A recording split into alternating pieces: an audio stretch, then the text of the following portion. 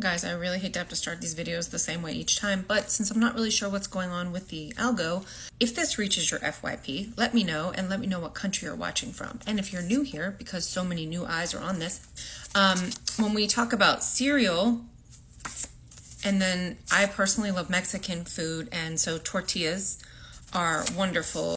Go get them at the plaza.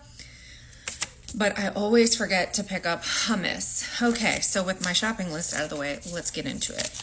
So since we're all sitting here sort of waiting and watching, here's some things. One of the questions that keeps coming up, all right, because of course a lot of new people are sort of turning their eyes towards this, and that was one of the primary objectives of this tortilla, okay? So the question of the day is this legal? Is it legal for cereal to have a blockade against the plaza? And the answer is it's complicated. So quick background, all right? In 2007, right after hummus took over control of the plaza, cereal instituted this blockade saying, hey, we are allowed to do that because we are protecting cereal from hummus. The official word, cereal said the purpose of them creating a blockade to intercept anything, any kind of aid or anybody trying to bypass that blockade, was to stop hummus from bringing weapons in. So that means that any boat that was trying to reach the plaza was intercepted by cereal's forces and redirected to ports like Ashdod. Now, under maritime law, the legality of that blockade comes down to rules in maritime law. The Law of Armed Conflict and the San Remo Manual of 1994. I promise I will not make this boring. And Israel's saying, hey, we checked every box because we officially declared this in 2009, the blockade I'm talking about. They notified the maritime authorities, and they enforced it against all vessels, which is why more likely than not, you will not see any of these vessels in this tortilla be able to bypass this blockade, because of course, cereal needs to stand on business, otherwise they're going to lose that protection. So for those reasons, cereal can say, hey, we meet all the technical requirements for a legal blockade. And on top of that, the 2007 UN Palmer report basically said that their blockade was legal, that cereal's blockade of the plaza was legal. All right, under international law. And the reason for that was because they said that preventing weapons smuggling is, of course, considered a legitimate military objective. Okay, but here's where things get a little tricky, because a blockade cannot cause disproportionate harm to civilians. And under that San Remo manual that I mentioned, you're not allowed to legally starve people out or deny them essential supplies. And cereal says that it avoids that because it says, hey, we let the aid in, but just, in overland crossings, like Kerem Shalom and Erez, but of course only after cereal inspects the aid. And cereal maintains that humanitarian goods are fine and that the plaza's humanitarian needs are being met through these land routes and any shipments that are, of course, redirected to Ashdod. Okay, and before I forget to mention, it is important that there are no deep water ports, right, on the coast of the plaza. So they couldn't accommodate a giant vessel pulling in there, right, and offloading huge humanitarian supplies. And in fact, in 2024, the U.S. actually constructed something there, sort of a temporary, which was literally up and down within I think 2 months. And supposedly they took it down because of weather and this, that, and the third.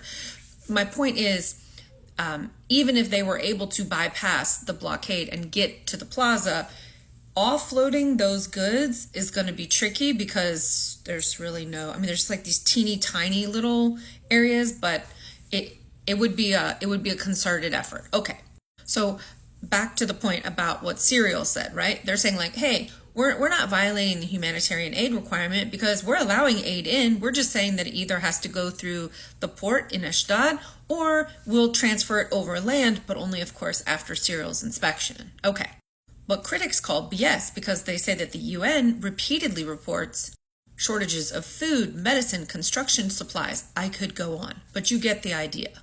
Add to that restrictions on fishing, up to and including that they can only fish up to 6 to 12 miles out. Critics of cereal's argument are saying, no, that's BS because that's collective punishment. You're punishing all the citizens that are at the plaza because of what hummus is doing, right?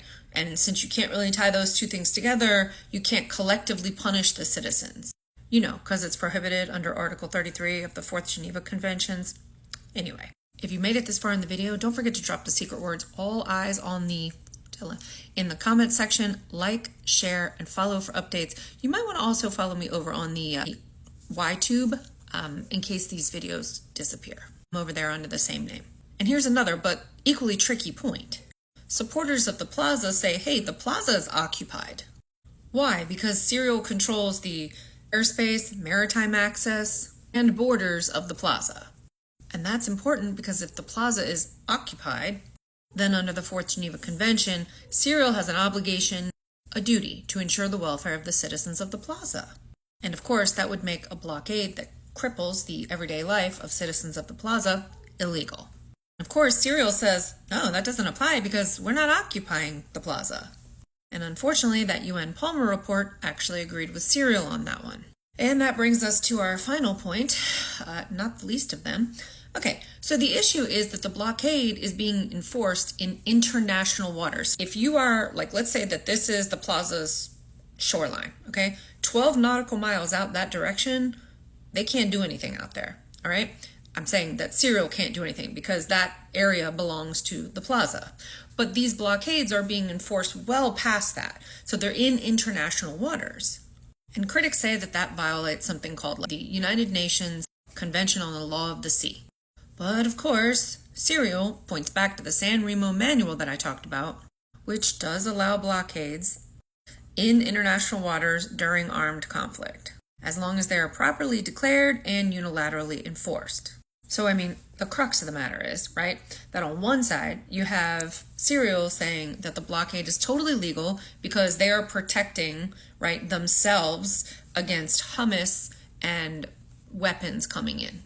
Basically, a legal security measure, formally declared, targeting only military supplies and allowing aid in via overland routes. Okay. On the other hand, back in reality, you have groups saying the blockade is starving civilians, crushing the economy, and therefore amounts to collective punishment, which is illegal under the Fourth Geneva Convention. So it's not a black and white argument, and you have legal opinions that are split, depending, of course, on what you prioritize. Syria's right to defend itself, or the plaza civilians' right not to be collectively punished. I know this was complicated. Thank you for sticking with me. I just want everybody to understand the legality of what's at play here. So what do you guys think? Is Syria's blockade a legitimate security measure under international law, or has it crossed the line into collective punishment, and are they causing a G-side at the plaza?